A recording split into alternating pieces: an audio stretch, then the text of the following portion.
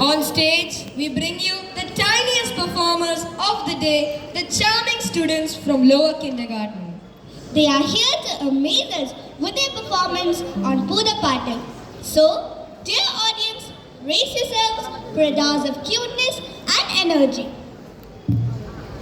Let's welcome Master Nivan Raj Abhijit to give us a brief introduction to the upcoming dance performance.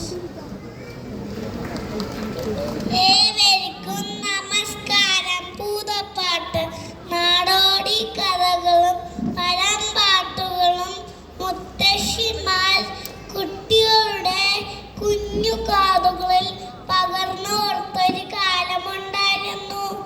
ഈ തിരക്കുകൾക്കിടയിൽ കഥ പറയാൻ മുത്തശ്ശിമാരെവിടെ, കേൾക്കാൻ ഉണ്ണികളെവിടെ?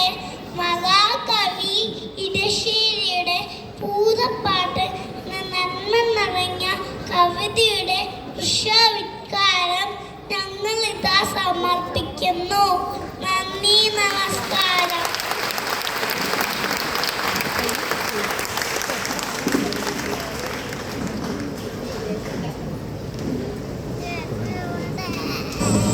വള്ളുവനാടൻ ഗ്രാമങ്ങളിൽ മകരക്കൊയ്ത്ത് കഴിഞ്ഞാൽ വീടുകൾ തോറും കയറിയിറങ്ങാറുള്ള പൂതത്തിൻ്റെ ഐതിഹ്യമാണ് പൂതപ്പാട്ട് എന്ന കവിതയിലൂടെ ഇടച്ചേരി പറയുന്നത്. മാതൃസ്നേഹത്തിന് മുന്നിൽ തോറ്റുപോകുന്ന പൂതം, അതിക്രൂരമായ ഒരു മുൻകാല ജീവിതം പൂതത്തിനുണ്ട്. ക്രൂരതയുടെ പര്യായമായ പൂതം എങ്ങനെയാണ് സ്നേഹമയിയായി തീർന്നത് എന്നാണ് പൂതപ്പാട്ടിലൂടെ കവി നമുക്ക് കാണിച്ചു തരുന്നത്. മാതൃത്വ